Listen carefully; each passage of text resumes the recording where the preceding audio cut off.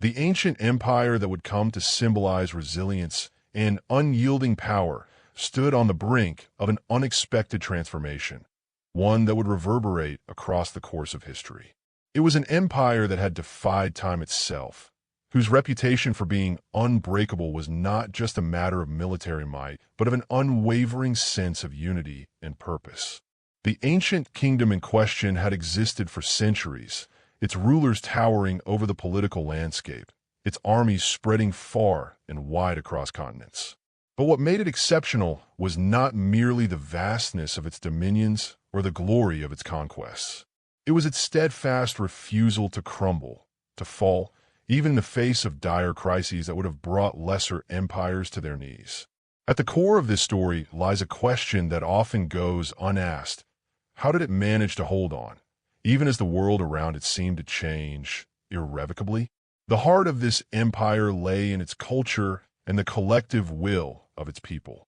Unlike many other civilizations whose rulers sought to dominate through sheer force, this empire had rooted itself in a sense of shared purpose, one that transcended time, geography, and even language.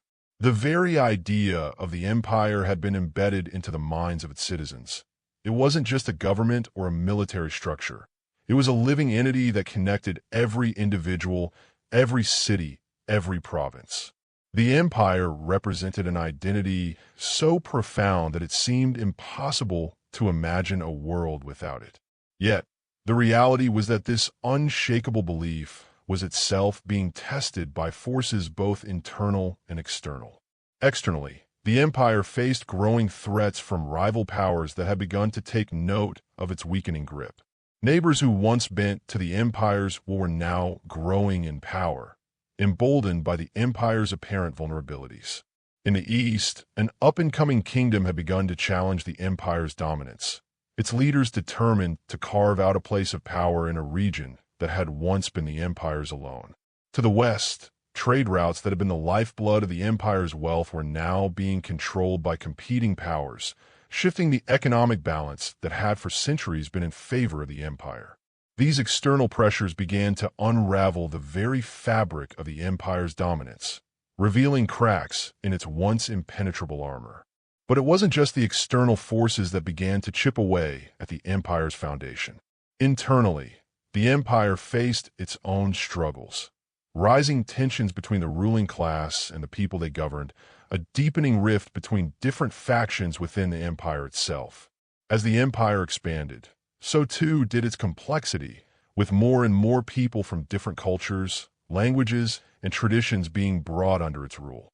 What had once been a unifying force, the idea of empire itself, began to fracture. Local leaders grew restless, questioning the legitimacy of the central authority as power became more decentralized. Regions that had long relied on the empire's protection began to act in their own interests, no longer certain that the empire was capable of maintaining the order it had promised. At the same time, the ruling elite, once the epitome of stability, began to feel the weight of their responsibility. The challenges of governing such a vast empire weighed heavily on those who were entrusted with its survival. The ruling family, whose bloodlines had been intertwined with the empire's legacy for centuries, faced increasingly difficult decisions that would determine not just the future of the empire, but its very existence. And yet, despite the looming crisis, many in the imperial court held on to the belief that the empire would endure as it always had. It was this unshakable confidence that had been the cornerstone of the empire's survival through countless challenges in the past. Yet now, in the face of mounting threats both from without and within, this belief would be tested as never before. In the midst of this turmoil, a series of events began to unfold that would change the empire forever. First came the discovery of an ancient prophecy, one that spoke of the empire's eventual decline, a downfall that was not inevitable, but would come if the empire failed to address its internal divisions. The prophecy, which had been kept hidden for centuries, sent shockwaves through the court. Some dismissed it as superstition, a relic of the past, while others saw it as a warning of what was to come. What was undeniable, however, was the growing sense of unease that began to grip the ruling class. Could it be that the very thing they had taken for granted, the invincibility of their empire, was now in question? Simultaneously, rumors of a great rebellion began to circulate in the southern provinces. Peasants, long oppressed by high taxes and burdensome labor, were beginning to rise up against their masters.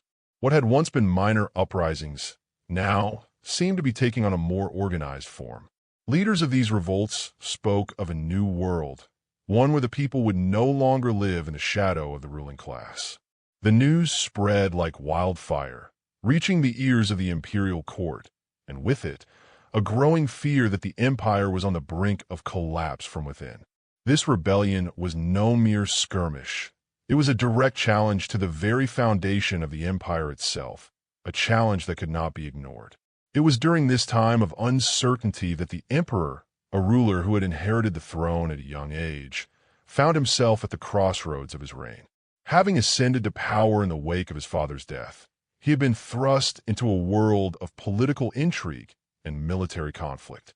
His early years had been marked by a series of successful campaigns, victories that had solidified his reputation as a strong and capable leader. But as time wore on, the challenges facing the empire began to outweigh his ability to respond effectively. The empire's military, once the pride of the realm, was stretched thin, its soldiers fighting on multiple fronts with diminishing resources. The emperor's advisors, who had once been his greatest allies, now seemed to be offering conflicting counsel, further sowing division within the court. Caught between the need to maintain the empire's strength and the realization that things were not as they once were, the emperor was forced to make decisions that would shape the course of history. One of his first actions was to call upon the empire's most trusted generals to advise him. It was a gathering of men who had led campaigns across distant lands, their reputations forged in the heat of battle. But even they were divided. Some argued that the empire needed to focus on its military strength, fortifying its borders and crushing rebellions wherever they arose. Others believed that the time had come for reform, that the empire needed to change, to adapt to the realities of the new world, if it were to survive. This was a delicate balancing act. Too much change could weaken the empire's core, but too little could lead to its destruction. As these internal discussions raged on, the emperor received an unexpected message from one of the empire's farthest provinces. It was a report of an invasion from the east, one that would strike at the very heart of the empire's territory. The messenger spoke of an alliance of kingdoms that had come together with the sole purpose of challenging the empire's dominance. This news sent ripples of panic through the court. How had the empire, once so secure in its position, allowed this to happen? How had it become vulnerable to such a direct threat? The moment of truth had arrived. The emperor knew that the empire's survival now depended not just on military might, but on something far more elusive, the ability to adapt, to evolve in the face of overwhelming odds. The prophecy, the rebellions, the external threats. It was clear that the empire was being tested as it never had been before. The emperor, now fully aware of the fragile state of his empire, would soon have to make a choice: cling to the past and risk everything, or embrace a future that would require sacrifices no one had anticipated. And so, as the empire teetered on the edge of disaster, the question lingered: would the empire that had refused to fall be able to survive this final trial? Or was it, like all great empires before it, destined to crumble under the weight of its own ambitions? What had once seemed an eternal power was now facing its greatest test. The future of the empire, of the very idea of empire itself, was hanging in the balance. The empire's vulnerability was no longer a mere whisper in the halls of power. It had become a harsh reality, an undeniable truth that every ruler, every advisor, and every soldier had to confront. The emperor, once regarded as the pinnacle of strength and wisdom, now stood at the precipice of a decision that would determine not only his fate, but the future of the empire itself. The realization that the empire had begun to fracture under the weight of its own ambitions was a bitter pill to swallow. It had not been an instantaneous collapse, but a slow unraveling, a gradual erosion of the structures that had once held it together. And in the face of this crumbling foundation, the emperor was forced to ask himself a haunting question. Could he restore the empire to its former glory, or was it already too late? The answer, he soon realized, was far from simple. There were forces at play that went beyond the reach of the empire's military might. The rebellion in the south had grown more organized, its leaders gaining the support of thousands who were tired of centuries of oppression. The people, once loyal to the empire, were now questioning the very system that had governed them for so long. The emperor's advisors, too, were divided in their council. Some urged him to crush the rebellion with force, to remind the empire's subjects of the power of the throne. Others, more pragmatic, argued that such an approach would only deepen the divide, alienating the very people the emperor needed to secure his reign. It became clear that the old ways of governing, through sheer military might and iron-fisted rule, were no longer enough to preserve the empire's dominance. As the emperor grappled with these challenges, the external threat from the east grew more pressing. The alliance of kingdoms that had once been a distant concern was now marching steadily toward the empire's borders, its armies swelling with every passing day. These kingdoms, which had long been at odds with each other, had set aside their differences, united by a single purpose: to overthrow the empire that had held sway over their lands for centuries. Their combined forces, though not as large as the empire's, were formidable in their own right. The empire's military, already stretched thin by internal strife, was ill-prepared for such a coordinated assault. The emperor had no choice but to call upon his generals for counsel, hoping that they could provide a solution that would allow the empire to defend itself while also addressing the internal threats that were eating away at its core. The generals gathered in the imperial court, their faces grim with the weight of the decisions before them. These men, hardened by years of battle and political maneuvering, had seen the empire at its height and its lowest points. They were no strangers to crisis, but this was different.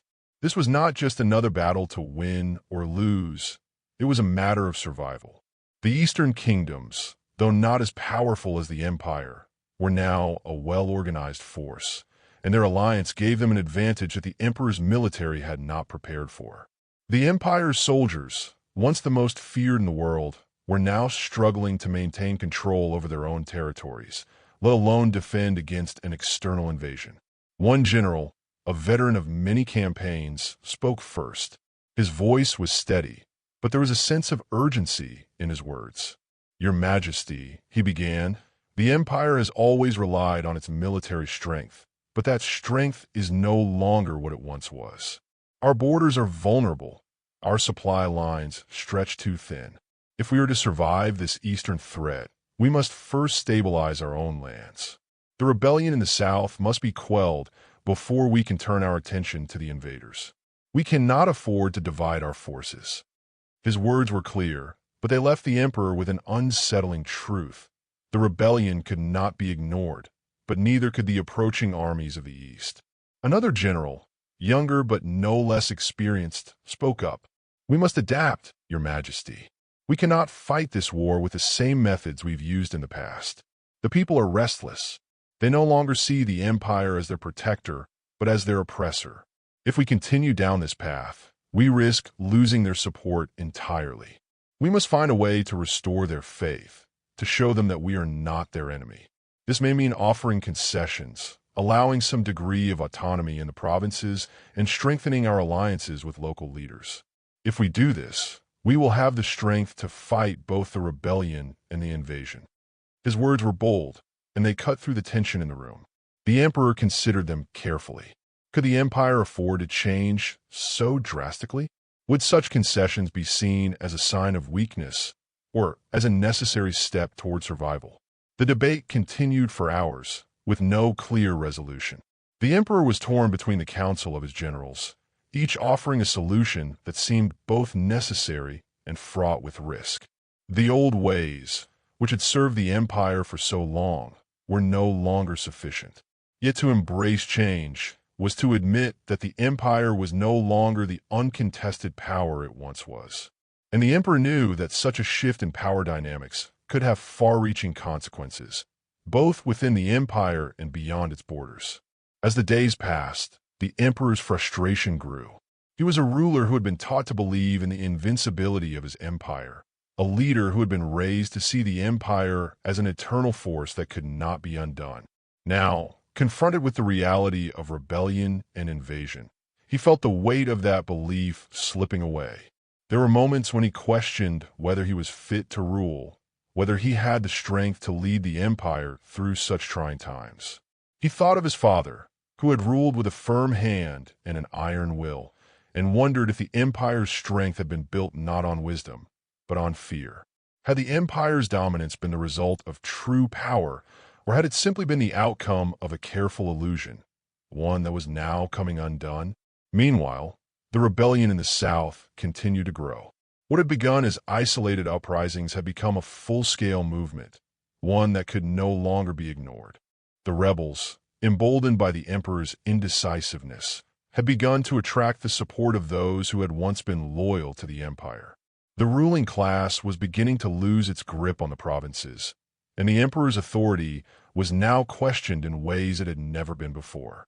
What had once been an empire of order and control was now slipping into chaos, its very foundations shaking beneath the weight of the revolt.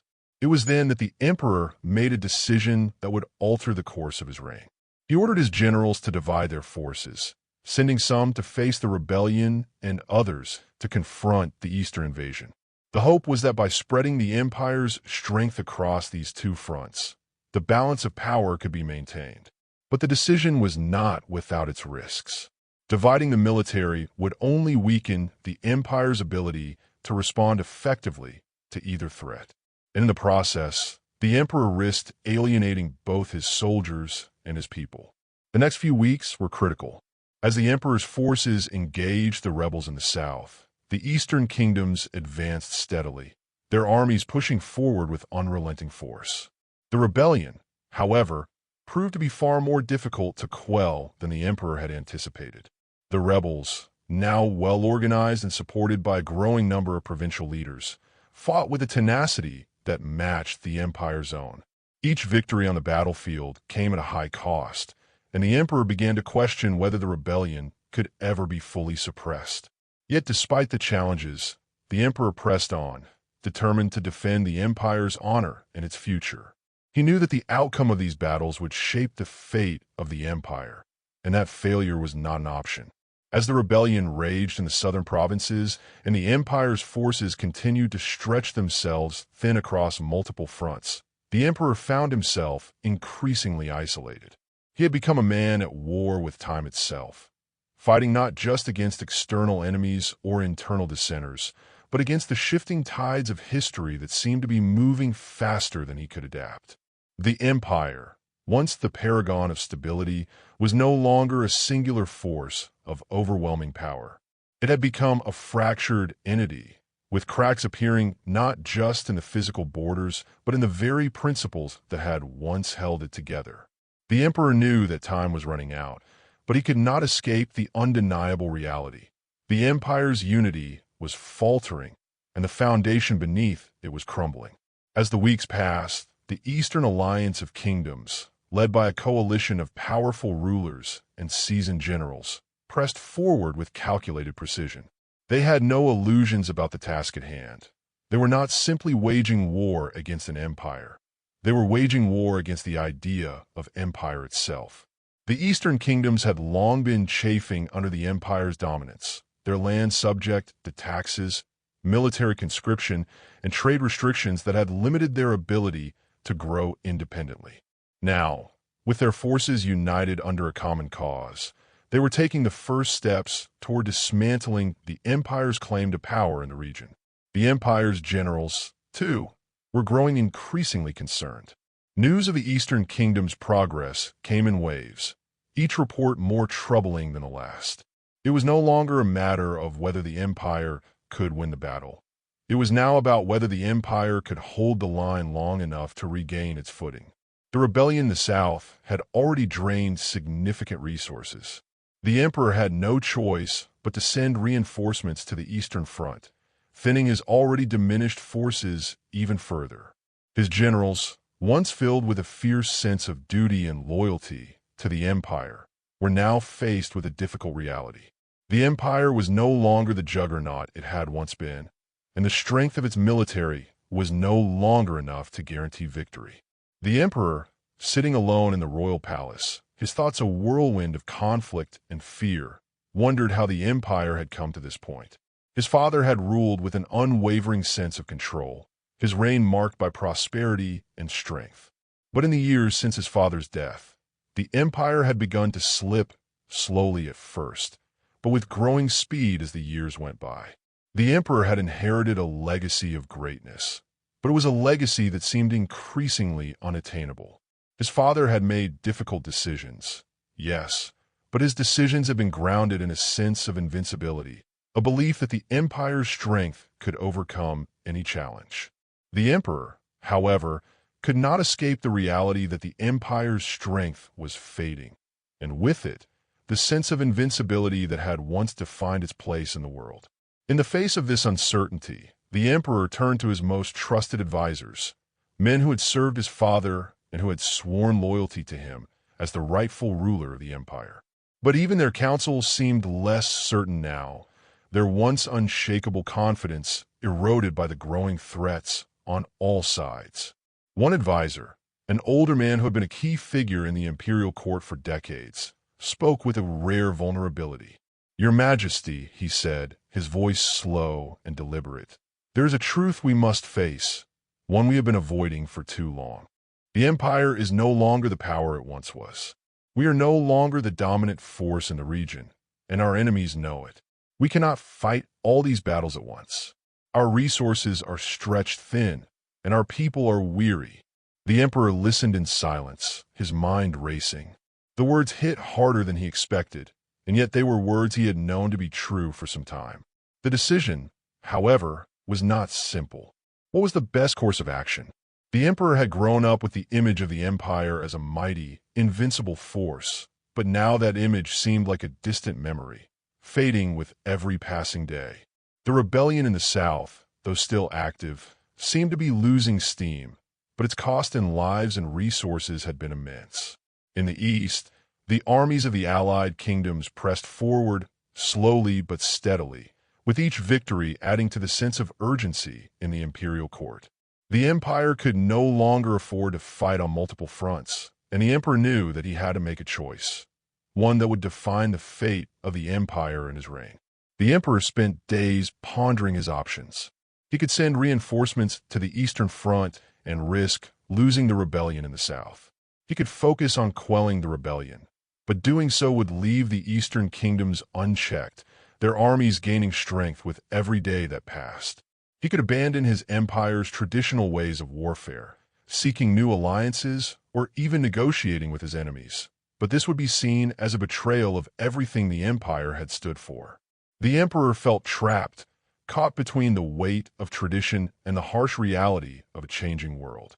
His advisors, too, seemed paralyzed by the magnitude of the decisions at hand.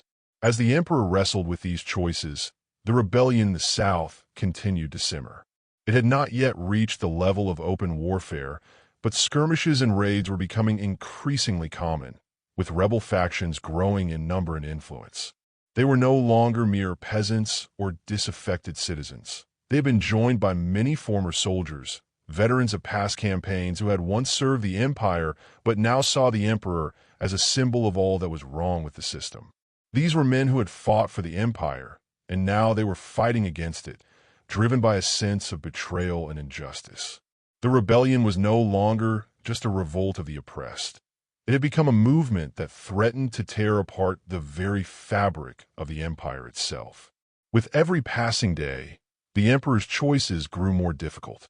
He knew that the rebellion, though fierce, was not an existential threat to the empire in the way the Eastern invasion was.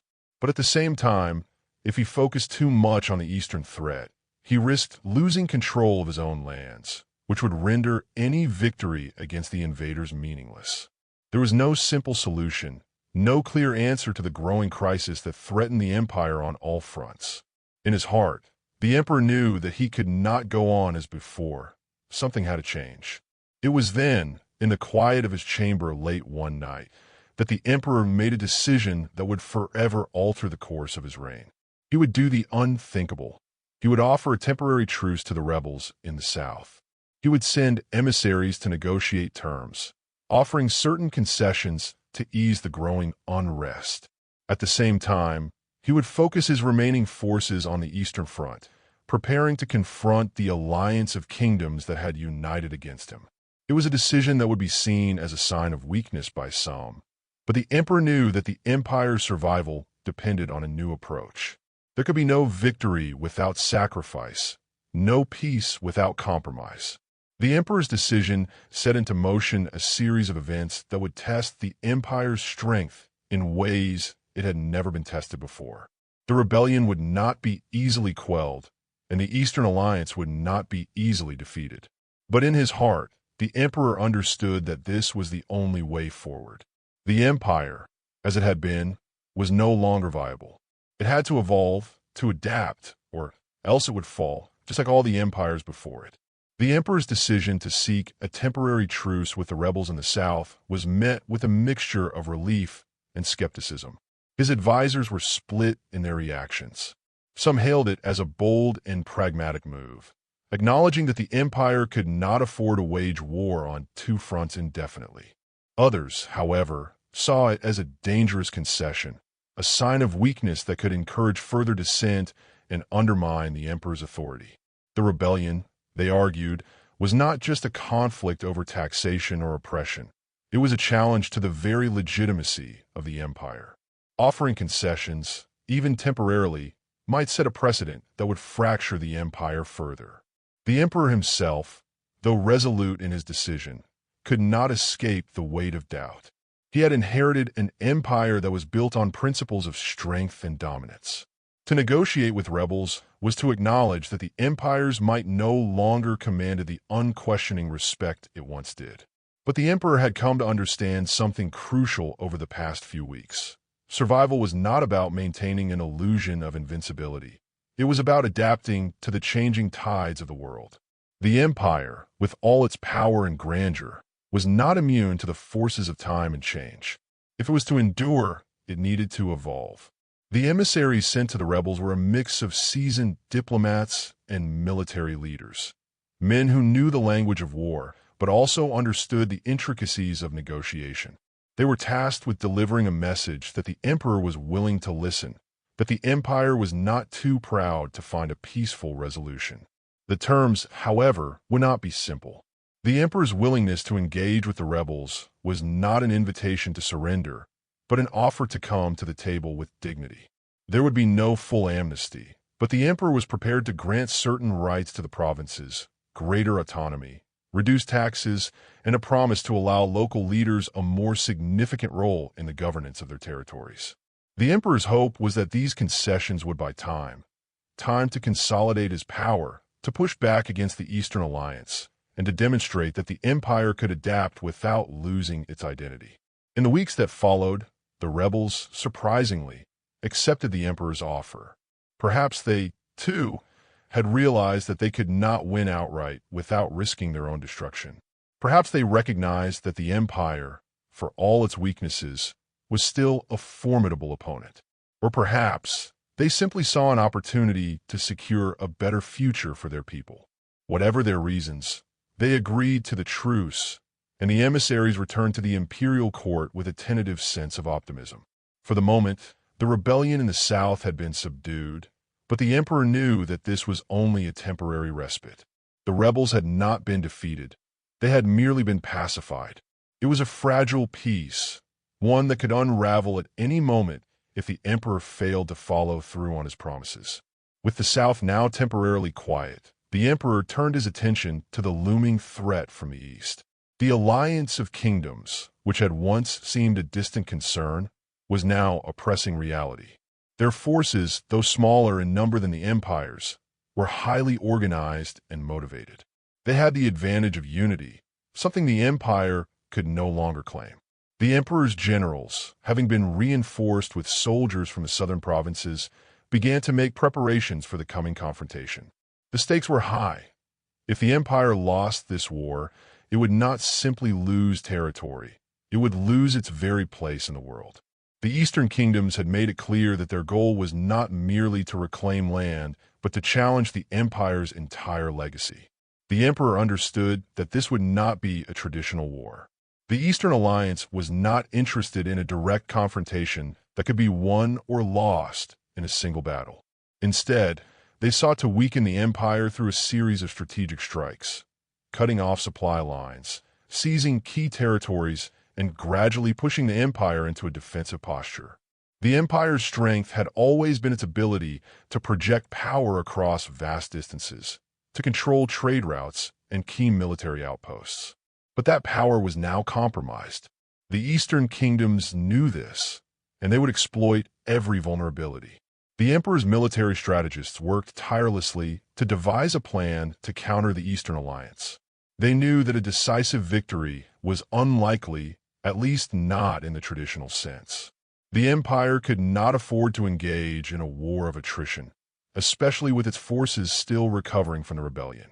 Instead, the emperor's advisors recommended a strategy of mobility and precision, a series of swift, targeted strikes designed to disrupt the Eastern kingdom's momentum without exhausting the empire's resources. The hope was that by demonstrating the empire's continued military prowess, they could force the Eastern kingdoms to reconsider their plans. But the emperor also understood that military victory alone would not be enough. The rebellion in the south had shown him that the empire's internal stability was just as important as its external strength. To win the war against the Eastern Alliance, the emperor needed to ensure that the empire's people remained united, that the provincial leaders remained loyal, and that the ruling class did not fracture further. It was a delicate balancing act, one that required not just military strategy, but political acumen. As the preparations for war continued, the emperor was forced to confront another, more personal, issue, the growing unrest among his own court. The rebellion had exposed deep divisions within the ruling class, and those divisions had only widened in the wake of the truce. Some of the emperor's most trusted advisors, those who had served his father with unwavering loyalty, now questioned his judgment. They had grown accustomed to a form of leadership that was rooted in authority and strength, not negotiation and compromise. To some of them, the emperor's willingness to seek peace with the rebels was nothing short of a betrayal of the imperial legacy. The emperor understood their concerns, but he could not afford to be swayed by the opinions of a few loyalists. The empire was no longer the monolithic power it had once been. It was a complex, multifaceted entity that required a new approach. He had inherited a world that was no longer static, where alliances shifted as quickly as the seasons, where empires rose and fell with startling speed. If he clung to the old ways, he risked destroying everything his father had worked for. But if he embraced change, he risked losing everything his father had built. The emperor was caught in a precarious position. The truce with the rebels had provided temporary relief, but the Eastern kingdoms were a different matter entirely. Their threat was existential. He could not afford to fail in this war. The fate of the empire hung in the balance. And yet, despite the weight of his responsibilities, there were moments when the emperor allowed himself to reflect on the nature of power itself. For so long, he had been taught that power was about dominance, about imposing one's will on others. But in his quieter moments, he began to question that idea. Power, he realized, was not about brute force alone. It was about influence, about the ability to guide events in the direction of one's choosing without resorting to violence at every turn. The rebellion in the South had shown him that the empire's greatest strength lay not in its ability to crush dissent, but in its ability to adapt, to understand the needs and desires of its people. The emperor knew that the coming war would test every aspect of his leadership. The fate of the empire rested on his shoulders, and every decision he made from this point on would have far-reaching consequences. He had already chosen a path of compromise, but now he had to choose a path of strength.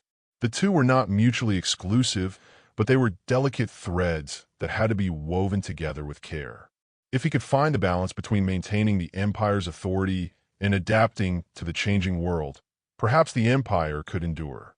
If not, it would crumble like so many others before it.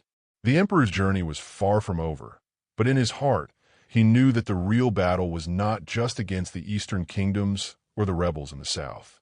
It was a battle for the soul of the empire itself. Would it survive as a relic of the past, clinging to its old ways until it was no longer viable? Or would it evolve into something new, something that could endure the challenges of a changing world? The answer, he knew, lay in his hands. The calm that had settled over the southern provinces following the temporary truce with the rebels proved to be deceptively fragile.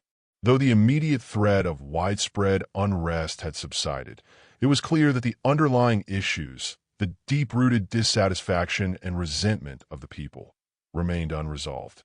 The emperor had bought time, but at what cost? In many ways, the decision to offer the rebels concessions had been a necessary step for the empire's survival. But the compromises had also left scars. There was no turning back now, no reversing the choices made. The southern provinces were at peace for the moment, but the emperor knew better than anyone that such peace was not a guarantee of future stability. The rebellion had not been defeated. It had simply been paused. Meanwhile, in the east, the looming threat of invasion grew more pressing with each passing day. The alliance of kingdoms, united by a shared ambition to dismantle the empire's hegemony, had made steady progress, methodically seizing key territories and weakening the empire's strategic positions. The emperor's forces, still recovering from the strain of internal conflict, struggled to maintain control of the eastern borders. The empire's military, though vast and experienced, was spread thin. Reinforcement from the southern provinces had helped, but the balance of power had shifted. The eastern kingdoms were no longer just a distant threat. They were a force that the empire could no longer ignore. The emperor, already burdened by the complexity of the situation, found himself at a crossroads. He had chosen to prioritize the rebellion in the south, but with the eastern threat mounting, he could not afford to delay any longer. The situation was dire. His generals urged him to act swiftly to reinforce the eastern borders with everything they had. The empire could not afford to lose any more ground. But the emperor hesitated. His people, his lands, were stretched to the brink. A direct confrontation with the Eastern Alliance could be disastrous, especially if it came on the heels of the rebellion in the south. He needed a strategy that would allow the empire to fight on both fronts. But there was no perfect solution. No matter which path he chose, the risks were monumental. Amidst this uncertainty, the emperor's advisors grew more vocal in their concerns. The political landscape within the imperial court had become increasingly fractious. The emperor's decision to offer concessions to the rebels had, in the eyes of some of his most loyal supporters, been an unforgivable act of weakness. They had long believed in the empire's ability to crush any dissent through sheer force, and the emperor's willingness to negotiate with rebels threatened to undermine everything they had fought to preserve. To them, it was a direct affront to the legacy of the empire's founders, who had established their rule on the principle of unyielding authority. On the other hand, there were those who recognized the wisdom of the emperor's approach. They understood that the empire's power, though still formidable, was no longer absolute. The old ways of ruling, by fear, by overwhelming military force, were no longer sufficient to maintain control. The world was changing, and so too must the empire. This faction, though smaller in number, was growing in influence. It was led by men who had seen the rising tides of change, who had recognized the growing dissatisfaction among the people, and who understood that the empire could not survive without adapting to the new realities.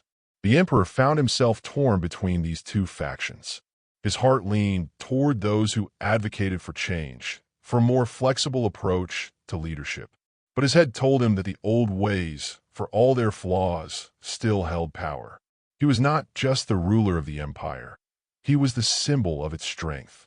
If he faltered, if he showed weakness, the very idea of the empire could collapse.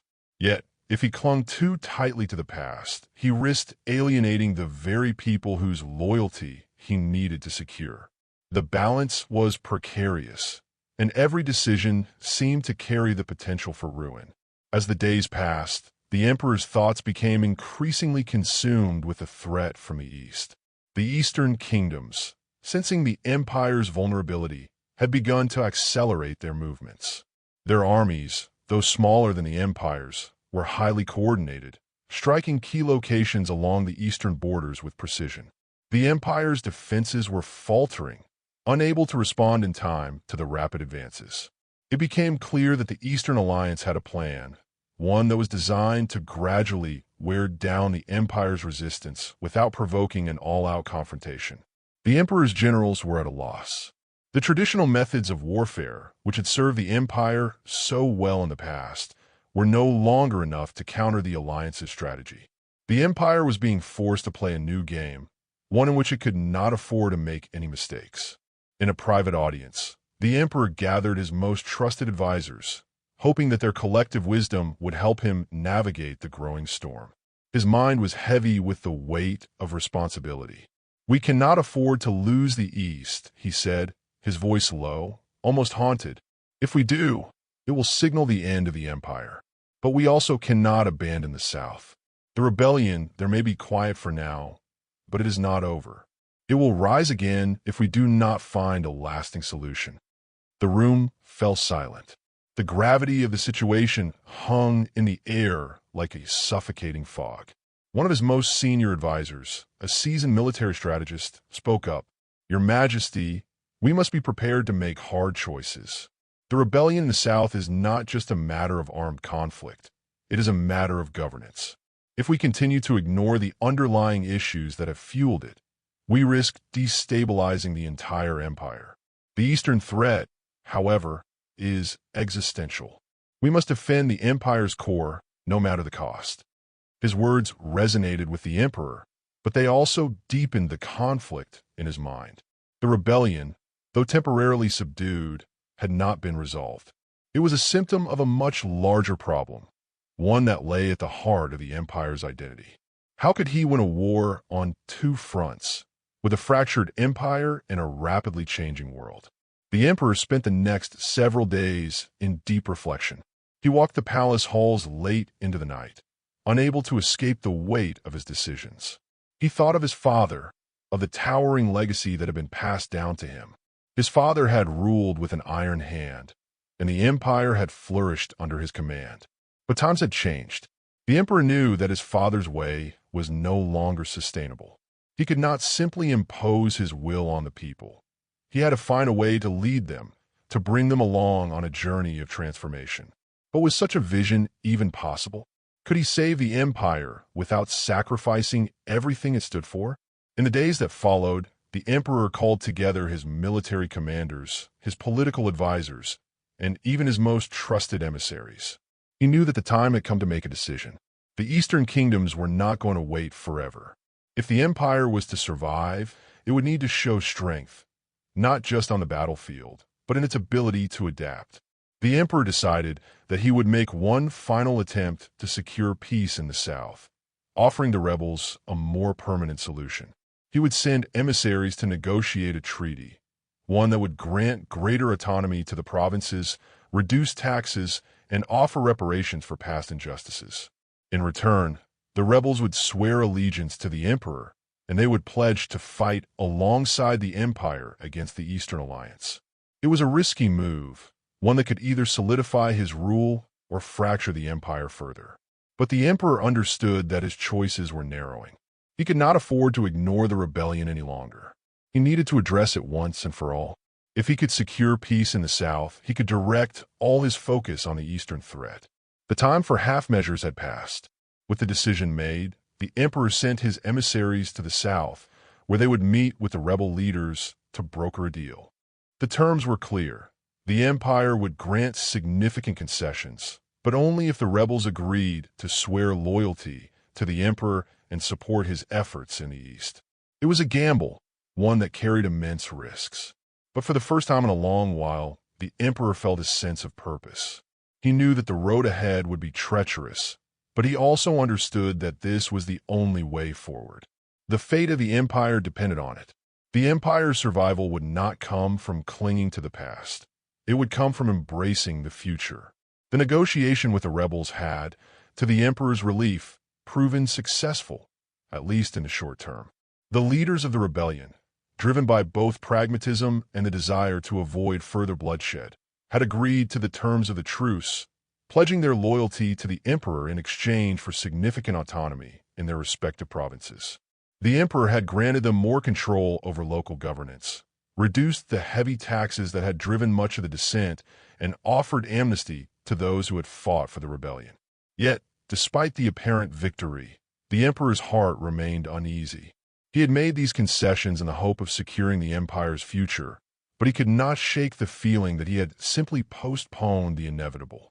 The rebellion had been quelled for now, but its causes, economic disparity, regional discontent, and political exclusion, had not been truly addressed. He had bought peace, but at what cost? What would happen when these same issues inevitably resurfaced? The emperor's focus, however, could not remain solely on the southern provinces. The eastern kingdoms were continuing their relentless march toward the empire's heart, and time was quickly running out. The alliance of kingdoms had consolidated their position, and their strategic movements had forced the emperor to act with increasing urgency. Though his military was still reeling from the internal conflicts of the past months, the emperor knew that he could not afford another delay. The East, once distant and almost an afterthought, was now the empire's most pressing concern. If the emperor failed to prevent the Eastern alliance from gaining ground, everything he had fought for would be lost. Not just the empire's territory, but its very identity as a dominant power in the world. The emperor called for a council with his top military commanders. His generals, though battle-hardened, were visibly strained. The rebellion in the south had taken a toll on the empire's military strength, and now they were faced with a well-organized and formidable force in the east. The meeting was tense, filled with a mix of urgency, frustration, and resignation. The emperor's most trusted general, a man who had fought for the empire since its early years, spoke first. His voice, usually unwavering, now carried a note of concern. "Your Majesty," he said, "the Eastern Alliance is relentless. Their armies have made rapid gains, and they show no sign of slowing. We are no longer in a position to repel them with the forces we have at hand. If we continue to spread ourselves thin, we risk losing everything." The emperor's brow furrowed as he listened to the words of his most loyal commander. He understood the gravity of the situation, but he also knew that the empire could not afford to turn its back on the south entirely. "What do you propose?" he asked, his voice strained. The general was blunt. "We must consolidate our forces in the east. Leave the south in the hands of those loyal to the empire. Offer them the authority to maintain order, but we can no longer afford to divide our strength. We cannot win this war with half-hearted efforts." The general's words echoed in the emperor's mind. He knew that abandoning the truce in the south would be politically dangerous, but the emperor could not ignore the growing threat in the east. A choice had to be made. The council continued late into the night, and by the end, the emperor had come to a reluctant decision. He would divert the majority of his military resources to the eastern front, fortifying the borders and preparing for a major confrontation. The southern provinces, now more or less pacified, would have to manage their own affairs for the time being. The emperor's decision was one of cold calculation. He could not afford to lose the East, for if he did, the empire would collapse. It was a painful but necessary move. In the days that followed, the emperor's orders were swiftly enacted. Troops were mobilized, supply lines secured, and the borders reinforced. The eastern kingdoms, aware of the empire's shifting strategy, began to accelerate their own movements. It became clear that a decisive battle was looming, one that would determine not only the fate of the empire, but the future of the entire region. The emperor's generals prepared for a war that they knew would be unlike any they had fought before. It would not be a traditional battle of armies clashing head-on. This was a war of attrition, a battle of strategy and endurance, and the empire would have to be nimble and adaptable if it were to survive. The emperor, meanwhile, could not escape the weight of his decision. As he paced the halls of the palace late at night, he thought of the consequences of his actions. Had he made the right choice? Was he sacrificing the soul of the empire in the name of survival? The rebellion in the south had been a bitter reminder that the empire's strength lay not only in its military, but in the loyalty of its people. If he abandoned them, if he alienated the provinces once again, would the empire ever be able to heal? These were questions that gnawed at him in his moments of solitude, but there was no time for reflection now. His choice had been made, and there was no turning back. The months that followed were marked by a tense build-up to the inevitable confrontation with the Eastern kingdoms. The emperor's forces, now fully mobilized, were positioned along the eastern borders, awaiting the arrival of the Eastern Alliance's armies. The air was thick with anticipation as the soldiers prepared for battle. The emperor, though burdened by doubt, knew that the moment of reckoning was near. His generals were confident in their ability to hold the line, but the emperor understood that the coming battle would not be won by brute force alone. It would require ingenuity, timing, and above all, the will to adapt to an evolving enemy. The Eastern kingdoms were no longer a scattered group of disjointed tribes and city-states. They were a unified force with a single purpose, and they had learned from the mistakes of their past.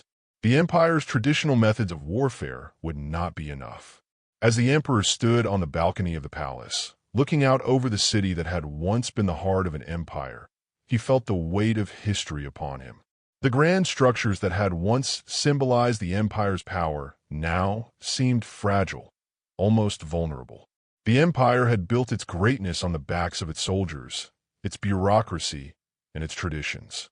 But traditions could only carry it so far. The world had changed, and the emperor knew that the empire had to change with it, if it was to survive.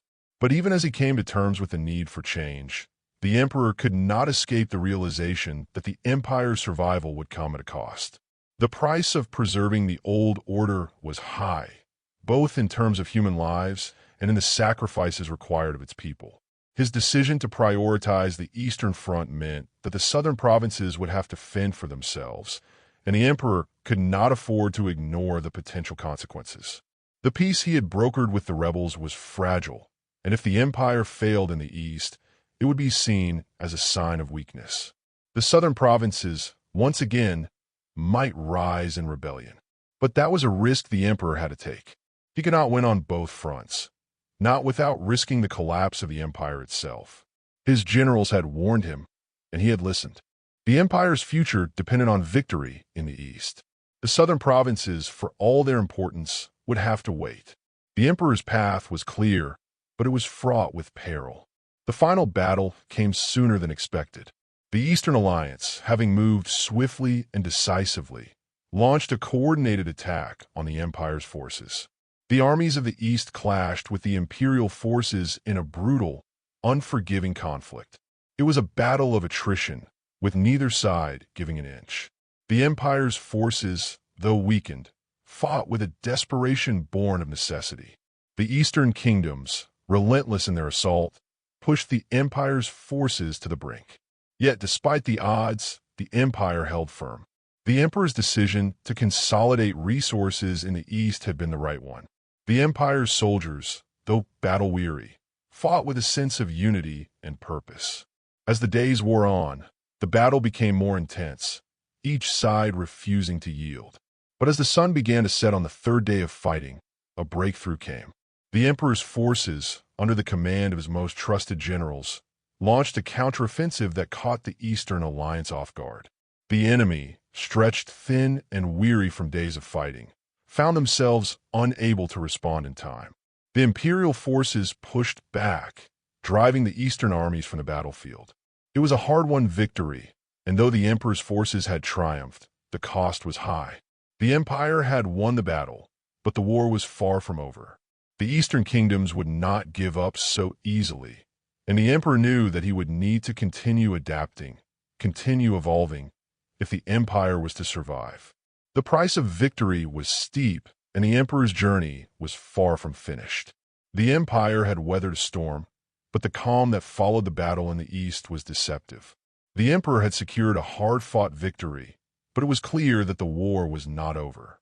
The Eastern Alliance, though momentarily broken, was not defeated. The retreating armies would regroup, rebuild, and return. The emperor knew that this was a temporary reprieve, a brief moment of respite before the next wave of conflict. Yet, in the aftermath of the battle, there was something else that weighed heavily on him, something more troubling than the external threats that the empire faced. It was the realization that the very nature of the empire was changing, and perhaps irreversibly so. The victory in the East had come at a significant cost. The empire's military, though victorious, was severely depleted. Soldiers had fallen in droves, and the machinery of war had taken its toll on both the men and the empire's resources. Supplies were stretched thin, and morale, though bolstered by the victory, was fragile. The emperor's generals, though triumphant, were quick to remind him of the dangers that lay ahead. The eastern kingdoms were not a single force. They were a coalition, a loose confederation of different tribes, cities, and states. Though they had suffered a setback, they were united by a common purpose, and their unity, once fractured, would surely be restored in time. The emperor understood this reality well. He had always known that military victories alone could not guarantee lasting peace. The empire's true strength lay not just in its armies, but in its ability to maintain stability and legitimacy over its vast territories. This battle, while significant, had done little to address the deeper issues plaguing the empire.